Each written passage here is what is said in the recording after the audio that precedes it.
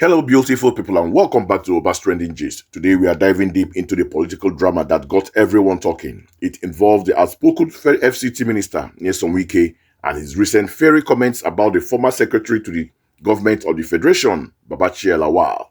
Wike is alleging that Lawal's criticism of President Tinubu's administration are not about national interests, but are fueled by personal ambition and disappointments. Let's take a look at what Wike had to say. He doesn't call him per se Bola.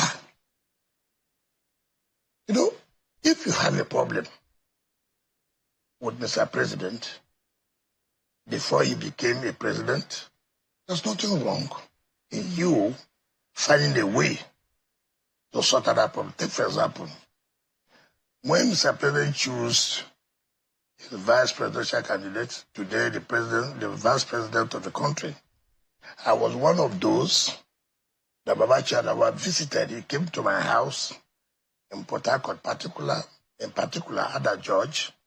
He came with one of the former speakers of the House of Representatives. What was Zanga? Zanga was that he thought that Mr. President would have chosen him as the vice presidential candidate. Having not done that, heaven will have to let loose. So his anger is about... It is certainly that. Let me tell you. So that's what he told you. He wanted to become vice president. But it was very clear. You don't need to be clear to you. It was very clear. We were not kids. Even a kid who's intelligent will know where your anger is. The way you are speaking, it was very obvious. That is not enough. When you say Mr. President is unapproachable, government is not approachable. What do you call government? I'm a minister in charge of Federal Capital Territory. Mr. Azar is a minister in charge of Interior. Mrs. O is a minister in charge of Trade, Investment and Industry. Must everybody reach Mr. President? Wow, those are some heavy accusations from Nyesom Wike. Let's break this down. In this clip, Wike is essentially claiming that Babachir Lawal's anger and subsequent criticism of the Tinubu's administration stems from his unfulfilled desire to be the vice presidential candidate. Wike recounts a visit from Lawal to his house in Port Harcourt, where he alleges Lawal expressed his disappointment. According to Wike, Lawal believed he was the rightful choice for the VP slot and felt betrayed when President Tinubu chose otherwise. This is a significant claim because it reframes Lawal's public statements.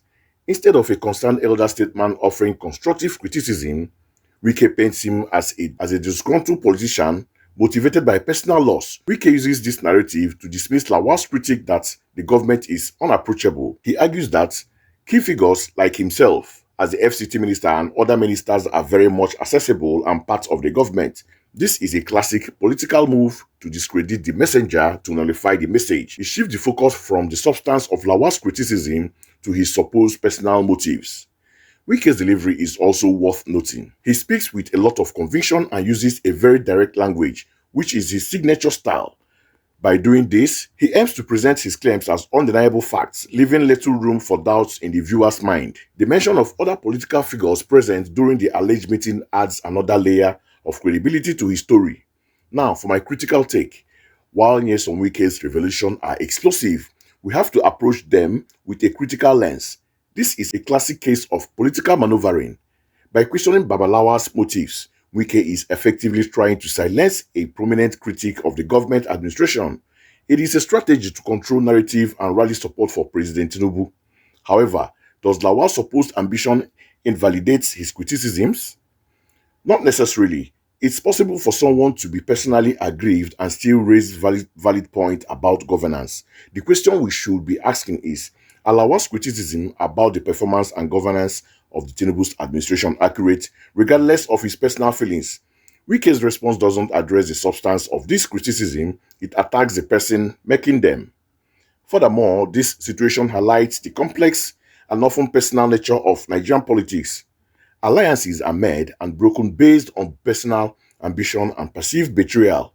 It shows that behind the public statements and policy debates, there are often intricate webs of personal relationships and power struggles. This is a reminder to us, the citizens, to always look beyond the surface and question the motives of our political leaders on all sides. So, what do you think? Is Wike telling the whole truth, or is this a calculated move to sideline a critic? Does Babachir Lawal's alleged ambition make his criticism less valid? Let me know your thoughts in the comment section below. I'm really interested to hear what you have to say. That's all the time we have for you today on Oba's Trending Gist. Don't forget to like this video, subscribe to the channel, and hit that notification bell so you never miss out on the latest gist. Until next time, stay informed and stay engaged. Bye for now.